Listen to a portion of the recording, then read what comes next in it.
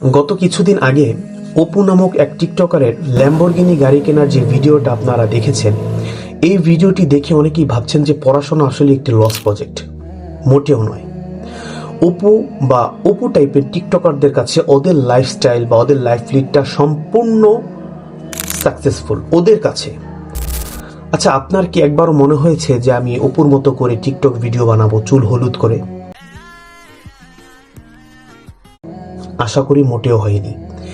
এই যে আপনার রুচিবোধ, যা আপনি আপনার শিক্ষার মাধ্যমে অর্জন করেছেন, এই রুচিবোধের স্যাটিসফ্যাকশন লেভেল আপনার ওই উপর ল্যাম্বরগিনি গাড়ির চাইতে অনেক অনেক দামি। তাই ভাইজান বা ভাই ও বোনেরা যারাই আছেন না কেন, যারাই আমার ভিডিওটা দেখছেন, পড়াশোনার বিকল্প নেই।